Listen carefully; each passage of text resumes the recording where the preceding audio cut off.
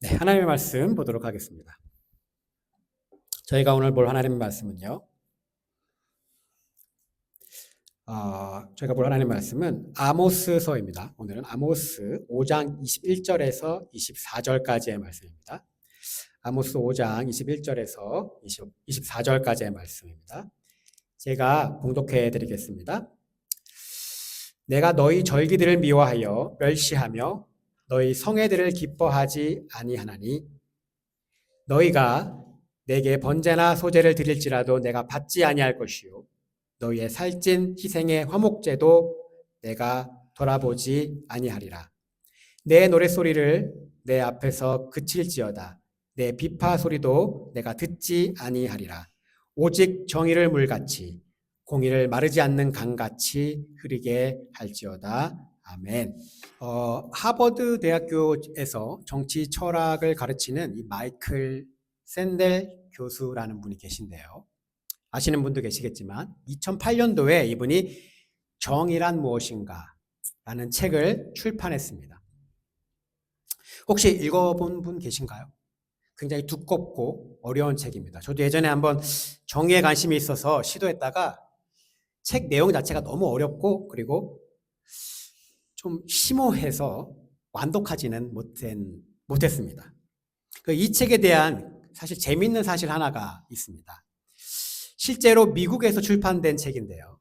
이 책은 미국에서 10만 부 안팎으로 팔리는 데 그쳤다고 합니다. 그런데요, 이 책이 이제 한국에서 번역되어서 출간되게 되었는데 불과 3년도 채 되지 않은 시간 동안 무려 130만 부나 팔려 나갔다고 합니다.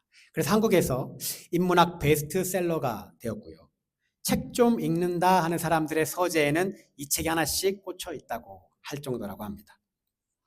그리고 2012년도에 이 서울에서 이 마이클 샌델 교수가 강연을 했는데요. 이때 무려 한국 사람들이 15,000명이나 이 강연을 듣기 위해 그곳에 왔다고 합니다. 그래서 이 미국 월스트리트저널에서 이게 너무 신기해서 이 정의란 무엇인가의 마이클 샌델 하버드 교수가 한국에서 왜 이렇게 인기가 있는가를 이거를 현실을 굉장히 비중 있게 다뤘습니다.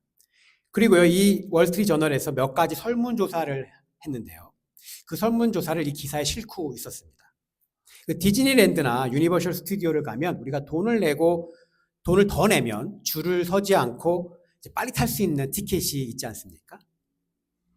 이것에 대해서 한국과 미국 사람들에게 물어봤습니다. 놀이공원에서 줄을 서지 않기 위해 돈을 더 내는 것을 어떻게 생각하느냐 이렇게 질문을 했는데요. 결과가 어떻게 나왔을 것 같습니까?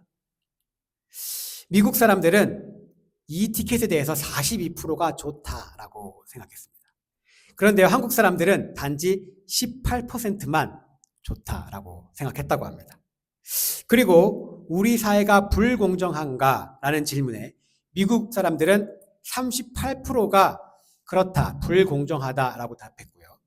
달리 한국은 74%의 사람들이 한국 사회가 불공정하다라고 답했다고 합니다. 이 설문조사의 결과와 정의란 무엇인가라는 책에 폭발적인 인기가 있었다는 사실은 안타깝게도 한국에서 75%가 넘는 많은 사람들은 한국 사회가 자신의 삶이 불공평하다, 한국에서 살고 있는 자신이 불공정하다, 즉 정의롭지 않다라고 생각하는 것을 의미합니다. 그렇다면 제가 질문 하나 드려보겠습니다. 여러분은 세상이 정의롭고 공정하다라고 생각하시나요? 제가 설교 시작부터 너무 심오하고 철학적인 질문을 드려서 죄송하지만 아마 여기에 대한 대답은 제 생각에는 자신의 삶이 어땠는지, 내가 지금까지 어떤 삶을 살았는지, 그리고 살면서 어떤 경험을 해왔는지에 따라서 아마 여기에 대한 답은 다를 것 같아요. 그렇다면 다르게 질문해 보겠습니다. 우리는 어떨 때 정의롭다, 공정하다라고 느끼나요? 아마 대다수는 기회의 균등, 즉 모든 사람들에게 똑같은 기회가 주어졌을 때 우리는 공정하다, 정의롭다 이렇게 느낄 겁니다. 그리고요, 자신이 한 노력에 대한 합리적인 보상이 돌아올 때 우리는 또 정의롭다, 그리고 공정하다, 이렇게 느낄 겁니다. 그런데요, 이 정의란 무엇인가를 썼던 이 마이클 샌델 하버드 대학교 교수가 2020년도에 새로운 책을 출판했습니다. 그 책의 제목은 공정하다는 착각입니다. 이 책에서 이 마이클 샌델 교수는 한 가지 의제를 독자들에게 던집니다. 과연 열심히 공부하는 것만으로 좋은 대학에 갈 수 있는가입니다. 하버드 대학에 입학한 수재들은 단순히 그들이 열심히 했기 때문에 세계 최고의 대학이라는 이 하버드 대학에 입학할 수 있는 그 성취를 거머쥔 것인가? 라는 의제를 던집니다. 사실은 인간이 태어날 때부터 갖게 되는 지능, 그리고 건강, 신체에 관련된 것들, 외모에 관련된 것들은 이 자연적인 우연성이라 볼 수 있죠. 그리고 가정 환경, 경제적인 여건 등은 또 사회적 우연성이라고 볼 수 있습니다. 그런데요, 이런 우연성들은 실제적으로 우리가 살아가는 삶의 여정 속에서 굉장히 지대한 영향력을 끼친다는 거죠. 그런데요, 이런 자연적이고 사회적인 우연성은 내가 그것을 가질만 해서 가진 것이 아니라 단순히 우리가 속된 말로 얘기하는 운에 속합니다. 운이 좋다라고 말하죠. 우리 중 누구도 대한민국에서 태어나길 선택한 사람은 없습니다. 우리 중에 누구도 미국에서 태어나기를 선택한 적이 없죠. 그리고 우리 중에 누구도 현재 부모를 택한 적도 없습니다. 이것은 그냥 우리에게 주어진 그냥 우연성, 운에 해당하죠. 이러한 운으로 인해 사실은 많은 경우에 승자와 패자가 결정되는데 결정적인 영향을 사실은 끼치고 있다는 겁니다. 심지어 노력조차도, 소위 말하는 노력조차도 어린 시절에 어떤 환경에서 자랐는가, 어떤 과정 환경에서 어떤 부모의 영향으로 길러졌는가, 이런 학습 태도와 관련돼 있다는 점 보면 노력도 사실은 이런 우연성과 무관하지 않다라고 우리가 볼 수 있습니다. 그래서 마이클 샌델 교수는요, 우리가 사는 이 사회는 시작부터 공정할 수도 정의로울 수도 없다는 거죠. 운동장이 기울어져 한쪽으로 이미 유리해진 그 상태에서 경기를 치르고 있는, 이미 기울어진 운동장에서 제도와 절차를 만들어 놓고 우리가 공정하다 이렇게 착각하면서 살고 있다라는 겁니다. 이게 바로 세상이 이 공정과 정의를 보는 관점이죠. 그렇다면 우리는 그리스도인으로 과연 성경, 하나님의 말씀은 이 정의와 공의의 문제에 대해서 어떻게 말하고 있는가? 우리가 중요하게 봐야 될 것은 바로 이것입니다. 결론적으로 말하면요, 특히 구약 성경에서는 기울어진 운동장으로 보는 경향이 농후합니다. 그리고 처음부터 불공평 요소, 불공정 요소를 안고 일생을 시작하는 사회에 대해서 구약 성경은요, 별다른 문제를 제기하지도 않습니다. 우리 생각에는 모든 사람에게 동등한 기회가 가야 한다. 기회 균등과 또한 우리가 생각하는 상식에 의한 공정한 사회를 만드는 것에 이 공평하신 하나님께서 굉장히 집중하시고 관심이 많으실 것 같은데 성경을 아무리 읽어도 읽어봐도 하나님은 정의와 공정에 대해서 바로 그것에는 별로 관심이 없다는 사실입니다. 그렇다면 하나님의 말씀에는 정의와 공정이 없는가? 즉 하나님의 말씀은 정의와 공정에 관심이 없는가라는 우리가 의문이 들 수가 있겠죠. 그러나 이 질문에 대한 답은 아니다라고 말할 수 있습니다.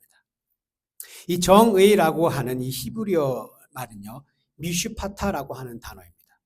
그리고 공정, 공의라고 하는 단어는 짜데카라고 하는 히브리어 단어인데요. 이 두 단어는 각각 따로 등장하기도 하고 두 단어가 한 문장에 동시에 등장하기도 합니다. 그리고요, 이 단어들은 구약 성경에서 무려 200번이 넘는 이상 다양한 형태로 성경에 언급되고 있다는 거죠. 즉 성경은 수없이 정의와 공의, 공정에 관해서 계속해서 강조하고 이야기하고 있다는 것을 보여줍니다. 자, 오늘 우리가 읽은 성경 본문 아모스 5장 24절에도 이 단어 미슈파트와 짜데카가 나옵니다. 24절에 오직 정의를 물같이 공의를 마르지 않는 강같이 흐르게 할지어다 라고 기록되어 있죠. 여기서 정의가 바로 미슈파트라고 하는 단어고요. 그리고 공의가 바로 짜데카라고 하는 단어입니다. 오늘 말씀 아모스 5장 21절에서 24절의 말씀은 하나님께서 아모스 선지자를 통해 이스라엘 백성에게 하신 말씀입니다. 그리고 24절에서 하나님께서는 오직 정의를 물같이 공의를 마르지 않는 강같이 흐르게 할 것이라 라고 지금 선언하고 계십니다. 그런데요, 앞절 21절에서 23절에서는 하나님께서는 24절과는 다르게 하지 않겠다, 하겠다가 아니라 하지 않겠다라고 선언하고 계십니다. 21절을 먼저 보면요.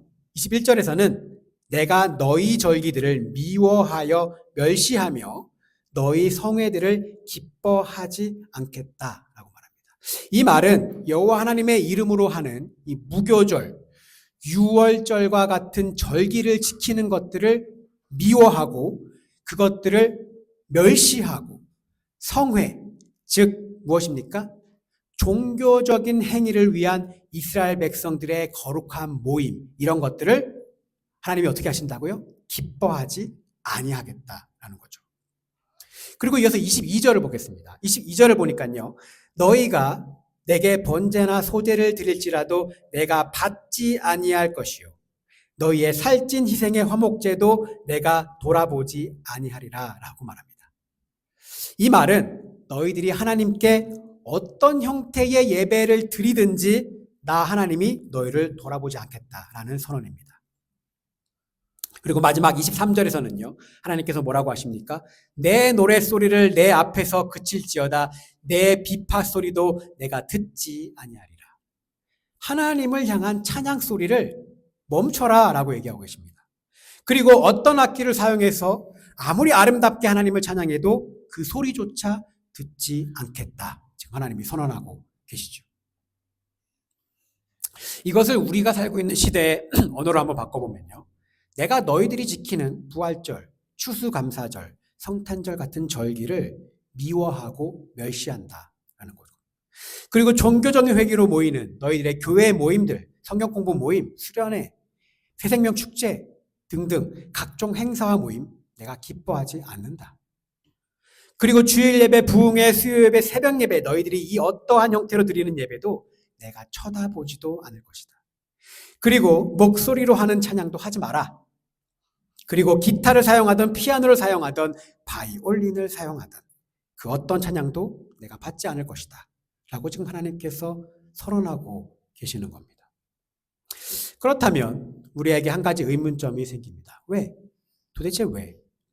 하나님은 절기, 종교적 행사, 심지어 예배, 그리고 찬양, 우리가 드리는 찬양조차도 받지 않으시겠다 선언하는가? 도대체 왜 그렇게 말씀을 하시는가입니다. 24절에서 하나님께서 말씀하십니다.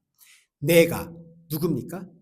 내가, 하나님께서 직접 오직 정의를 물같이 공의를 마르지 않게 같이 흐르게 하시겠다 이렇게 선언하십니다. 하나님께서 직접 하시겠다는 얘기입니다. 그렇다는 얘기는 너희들이 하지 않았다는 거죠. 너희들이 하지 않은 그 정의와 공의를 내가 직접 이루시겠다라고 하는 하나님의 선언으로 볼 수 있습니다. 즉 21절에서 23절까지의 이스라엘 백성을 향한 이 하나님의 거룩한 분노, 이 거룩한 분노는 결국 이스라엘 백성들이 하나님께서 명령한 정의와 공의를 실현하지 않았기 때문임을 우리가 알 수 있는 것이죠. 그렇다면 이스라엘 백성이 이행하지 않은 정의와 공의는 무엇인가? 라고 우리가 의문이 들 수 있습니다. 그리고 그것은요, 바로 아모스 5장 11절과 12절에 나와 있습니다. 11절을 보니까요, 이렇게 기록되어 있습니다. 너희가 힘없는 자를 밟고 그에게서 비례 부당한 세를 거두었은즉 그리고 12절을 보니까요. 너희의 허물이 많고 죄악이 무거움을 내가 아노라. 너희는 의인을 학대하며 뇌물을 받고 성문에서 가난한 자를 억울하게 하는 자로다. 라고 기록되어 있습니다. 힘 있는 자들이 부당한 세금과 뇌물을 통해 힘없는 자를 짓밟고 억압했다는 거죠. 있는 자들이 성읍의 재판이 열리는 성문에서 가난한 자들을 억울하게 했다는 겁니다. 그리고 이것이 바로 하나님이 분노한 이유, 즉 그들이 정의와 공의를 행하지 않았다, 이렇게 말씀하고 계시는 거죠. 성경에서 이 정의와 공의를 말하는 대부분의 구절들은 우리의 상식인 기회균등과 평등한 사회, 그리고 노력에 따른 정당한 대가에 대해서 말하지 않습니다. 대부분이 약자에 대한 배려와 동정심, 그리고 그들에 대한 친절로 정의와 공의가 표현된다는 거죠. 성경은요, 절대적인 기회균등의 조건에서 경쟁하는 상황을 공정을 충족시키는 조건으로 보지 않습니다. 오히려 처음부터 불공정하고 불평등한 요소를 안고 인생을 시작하는 사람들에 대한 이 동정심과 그리고 그들을 향한 이 국률한 마음, 그 마음을 공정의 충족 조건으로 보고 있다는 사실입니다. 스가랴 7장 9절에서 10절에는 이렇게 기록되어 있습니다. 만군의 여호와가 이같이 말하여 이르시기를 너희는 진실한 재판을 행하며, 여기서 진실한 재판은 바로 미슈파트라고 하는 단어입니다. 정의. 진실한 재판을 행하며 서로 인애와 국률을 베풀며 과부와 고아와 나그네와 궁핍한 자를 압제하지 말며 서로 해하려고 마음에 도모하지 말라라고 말합니다. 이 성경 구절 외에도 수많은 선지서와 그리고 구약 성경에 이와 같은 내용들이 수도 없이 나와 있습니다. 성경에서 말하는 정의와 공의인 이 미슈파트와 짜데카는 전 근대적인 농경사회에서 취약한 계층일 수밖에 없는 이 4대 취약계층, 과부, 고아, 나그네, 그리고 가난한 이들을 보살피고 보호하라는 의미로 구약 성경에서 거듭해서 계속해서 사용하고 있는 겁니다. 우리가 알 수 있는 것이 무엇입니까?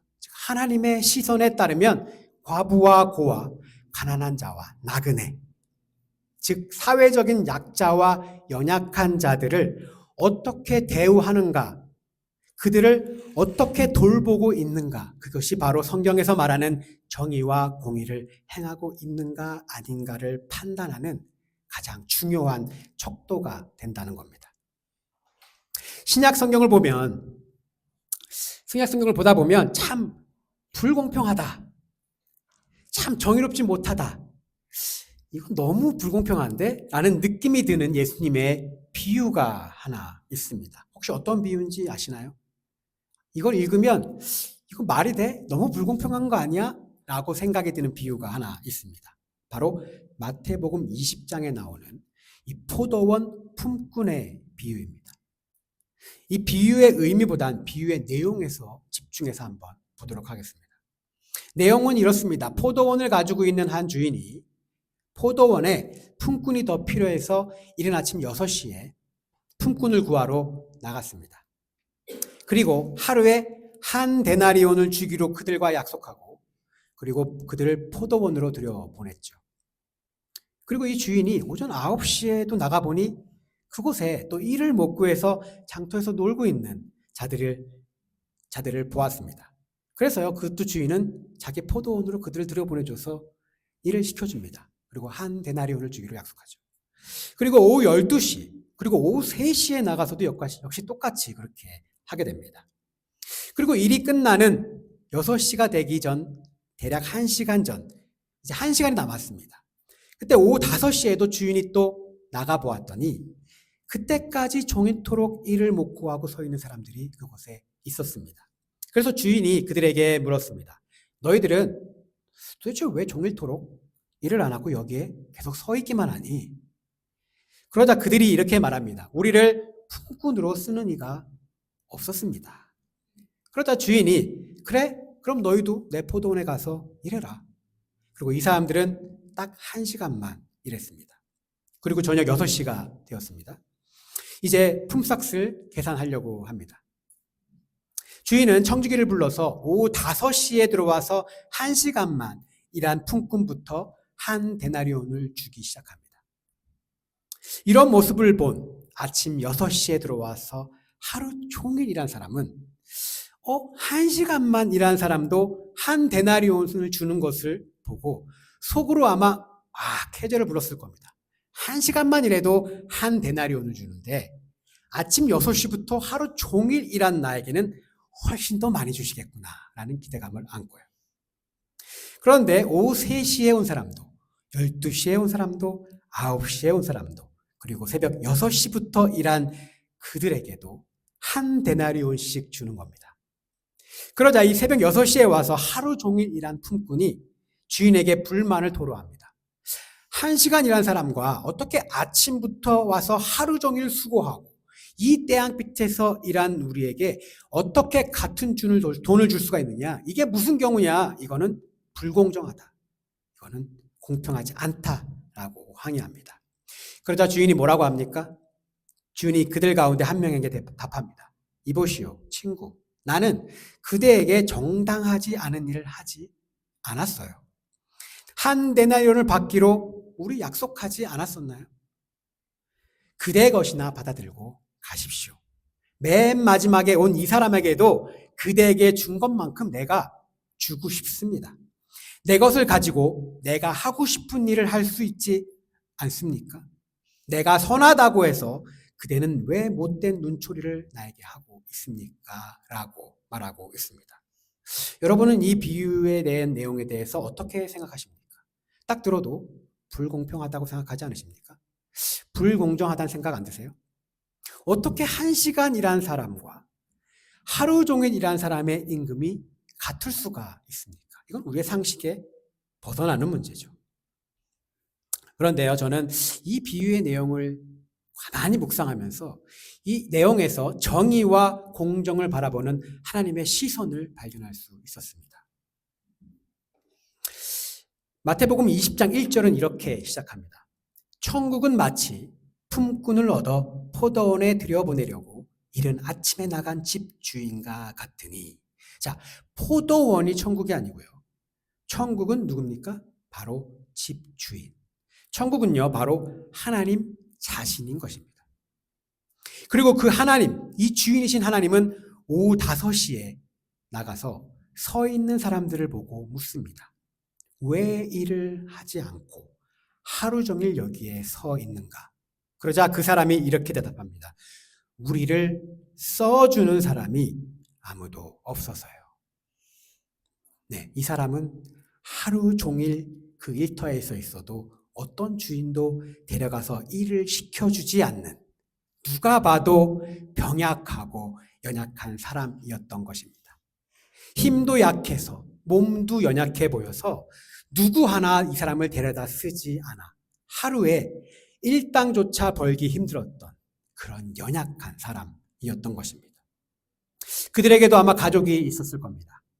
가난한 자였을 것이죠.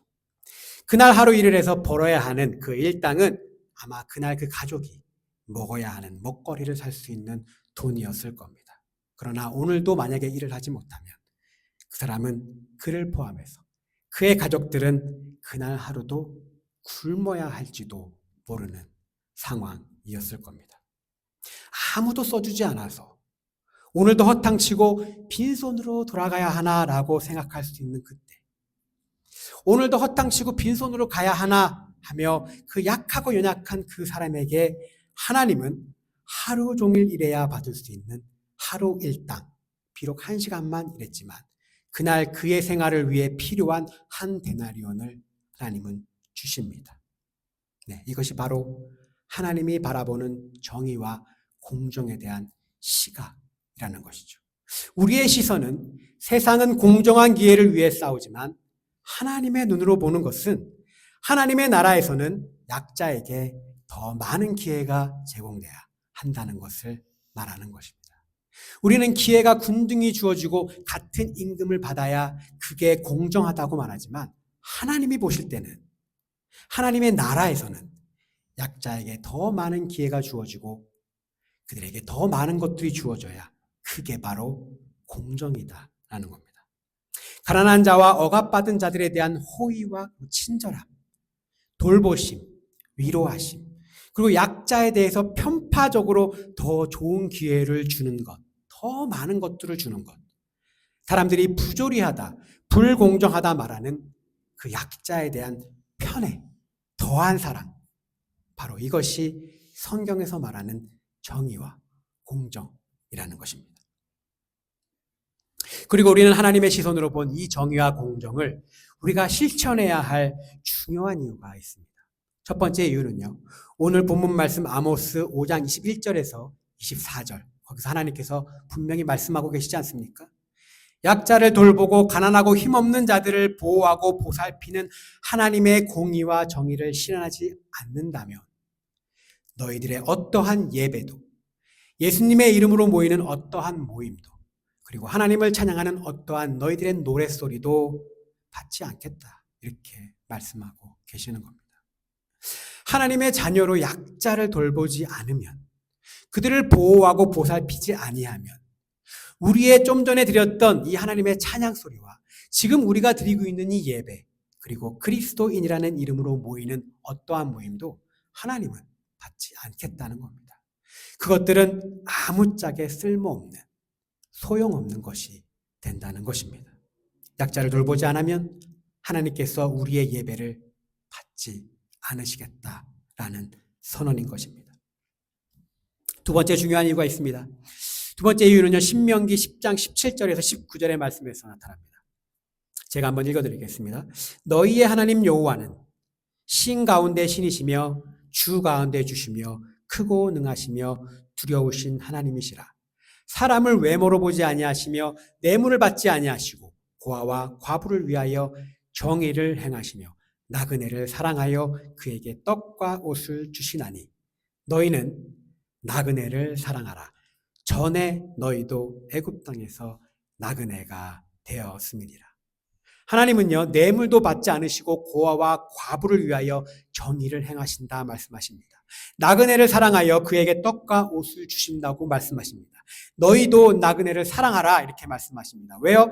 너희도 전에 애굽 땅에서 나그네였지 않았느냐. 한때는 너희도 힘없는 노예이지 않았느냐. 한때는 너희도 연약하고 약한 자들이 아니었느냐. 너희도 연약했던 그때, 너희도 연약했던 그때, 가난했던 그때를 기억하고 그 기억을 가지고 연약하고 힘없는 자들을 돌봐 주어라. 이렇게 하나님께서 말씀하고 계시는 겁니다. 하나님께서 우리에 두고 말씀하십니다. 너도 한때는 연약한 사람이지 않았느냐. 너도 한때는 힘없는 사람이지 않았느냐. 너도 한때는 다음 달 렌트비를 낼 돈이 없어 밤새 잠을 못 잔 적도 있지 않았느냐. 너도 다음 달에 들어가서 살 집이 없어서 몰래 눈물을 훔친 적이 있지 않았느냐. 그때를 기억하고 너와 같은 상황에 있는 자들을 돌봐주어라 라고 말씀하시는 것입니다. 우리도 한때는 연약한 자였습니다. 오늘은 아닐지 모르지만요. 지금은 아닐지 모르지만 우리도 언젠가는 혹시나 연약하고 어렵고 힘든 상황에 처해지는 약자가 될 수도 있다는 겁니다. 그때를 생각하고 그것을 기억하고 그리고 그들을 외면하지 말아라 라는 것입니다. 그리고 이것이 하나님의 공의와 정의를 행하는 것이다 라고 말씀하시는 것입니다. 마지막 세 번째는 설교를 시작할 때 언급했던 사실 인간이 태어날 때부터 갖게 되는 지능 건강 그리고 신체 외모 등의 자연적인 이 우연성과 그리고 가정 환경, 경제적인 여건 등의 사회적인 우연성, 즉 자연적이고 이 사회적인 우연성에 세상은 운이라고 부른다라고 말했습니다. 그러나요, 세상은 그것을 운이라고 부를지 모르지만 믿는 우리들은 이것을 뭐라고 부릅니까? 우리는 이것을 은혜라고 부릅니다. 예삼교회가 이곳에 세워질 수 있었던 것은 저의 노력과 저의 능력이 아니고요. 단지 은혜입니다. 6개월 동안이긴 하지만 렌트비를 걱정 없이 이곳에서 우리가 예배를 드리고 찬양할 수 있는 것도 운이 아니고요. 은혜입니다. 다른 사람들이 우리를 보며 불공평하다고 말하는 것을 우리가 만약에 가지고 있다면, 다른 사람이 가지고 있지 않은 것들을 내가 갖고 있다면 그것은 운이 아니라 은혜입니다. 제가 참 좋아하는 찬양, 오늘도 예배 시간에 불렀던 찬양입니다. 바로 은혜라는 찬양인데요. 그 가사가 이렇습니다. 내가 누려왔던 것, 내가 지나왔던 모든 시간, 내가 걸어왔던 모든 순간, 이 땅에 태어나 사는 것, 아이 시절부터 지금까지 숨을 쉬며 꿈을 꾸는 삶, 그리고 하나님의 자녀로 살고 찬양하고 예배할 수 있는 이 순간, 그리고 이 모든 것은 당연한 것이 아니라 은혜. 그리고요, 또 이렇게 고백합니다. 내 삶에는 당연한 것이 하나도 없었다. 모든 것이 은혜였어. 라고 고백합니다. 내가 따뜻한 집에서 살고 내일 먹을 걱정을 하지 않고 하나님께 마음을 다해 헌물을 드리고 예물을 드릴 수 있는 것은 누군가에게는 당연한 것이 아닐지도 모릅니다. 내가 받은 이 당연한 것이 아닌 바로 이 은혜. 이 은혜는요, 내가 독점하지 않고 나와 같은 은혜를 받지 못한 사람들에게 빚진 마음으로 나누어 주어야 하는 것입니다. 이것이 바로 하나님의 정의이고 하나님의 공의인 것이죠. 은혜는요, 리터닝이 아닙니다. 은혜는 forwarding입니다. forwarding. 즉, 내가 받은 이 은혜는요, 다시 나에게 돌아오는 것이 아니라 나를 통해서 다른 사람에게 다시 전달되어야 하는 것입니다. 그것이 바로 은혜입니다. 사랑하는 오늘 예삼교회 주일 예배에 참석한 우리 모든 성도님들, 하나님은 가난한 이들을 보살피시고 그분의 거룩한 법으로 소외된 이들을 보호하시는 분이십니다. 그리고 이것이 바로 하나님이 말하는, 성경에서 말하는 상식이고, 그리고 정의고, 공정이고, 공의입니다. 상식과 공정이 통하는 교회, 상식과 공정을 바라보는 하나님의 시선을, 그 관점을 공유하는 교회, 그 교회가 바로 상식과 공정이 통하는 교회라고 말하고 싶습니다. 저에게는 한 가지 소망이 있습니다. 지금 우리 교회는 사실은 미자립 교회죠. 저희는 돈이 없습니다. 렌트비도 내지 않습니다. 재정이 전혀 없는 교회입니다. 혹시라도 나중에 후에 어떻게 될지 모르지만 혹시라도 하나님께서 은혜를 주셔서 만약에 우리가 재정적으로 독립할 수 있는, 자립할 수 있는 그런 수준이 된다면 정말 약자였던 이때를 기억하고 힘들었던 이 상황을 기억하고 그 은혜를 약한 자들에게, 또한 연약한 자들을 위해, 어려운 자들을 위해 그 은혜를 포워딩 해주기를 정말로 소망합니다. 교회에 들어오는 헌금의 많은 부분을 교회 안에 있는, 그리고 또한 교회 밖에 있는 어려운 자들을 위해, 그리고 어려운 교회를 위해, 어려운 곳을 위해 사용하고자 하는 바로 그 소망입니다. 우리의 배를 채우기보단요, 우리의 즐거움을 위해 여러 모임에 쓰기보단, 우리의 교제와 즐거움을 위해 사용하기보단, 또한 예배를 드리는 우리의 편의를 위해서 예배의 좋은 환경을 위해 좋은 마이크, 좋은 스피커, 좋은 의자, 좋은 카메라 이런 거 사는데 사용하지 말고 하나님의 공의와 정의를 위해, 하나님의 공의와 정의가 이 땅에서 실현되기 위해 더욱더 가치 있는 곳에 우리의 헌금이 사용되기를 정말 간절히 소망합니다. 정의가 물같이, 공의가 마르지 않는 강같이 흐르게 하는 그 시작점이 바로 우리 예삼교회가 되기를 저는 간절히 소망합니다. 그리고 이 길이 하나님이 우리의 예배와 찬양을, 하나님의 이름으로 우리의 모임을 기쁘게 받으시는 정의와 공의의 길인 것을 잊지 않기를 또한 간절히 소망합니다. 사도행전 2장 42절에서 47절을 보면요, 초대교회의 모습을 묘사하고 있습니다. 그 중에 42절을 보면요, 이렇게 묘사합니다. 그들이 사도의 가르침을 받아 서로 교제하고 떡을 떼며 오로지 기도하기를 힘쓰니라. 여기서 서로 교제하고 라고 말합니다. 여기서 교제는 헬라어로 코이노니아입니다. 코이노니아. 이 교제란 뜻의 코이노니아라는 단어는요, 44절과 45절에 이렇게 정의됩니다. 믿는 사람이 다 함께 있어 모든 물건을 서로 통용하고 또 재산과 소유를 팔아 각 사람의 필요를 따라 나누어주며, 코이노니아는 교회 안에 있는 약자에 대한 정의와 공의가 포함된 그런 교제를 말하는 것입니다. 우리가 밖에 나가서 노숙자 사역만 해야 그게 하나님의 정의와 공의를 실현하는 것이 아닙니다. 나가서 어려운 사람들에게 돈을 건네야만 하나님의 공의를 실현하는 것은 아닙니다. 내 옆에 있는 사람, 내가 만나는 사람, 우리 교회가 만나는 약자, 그것들 돌보는 것, 그것도 바로 하나님의 공의와 정의를 실현하는 것입니다. 소외되고 연약하고 어려운 사람들은 어디에나 존재합니다. 지금 내 옆에 앉아있는 사람, 나보다 약자일 수 있다는 겁니다.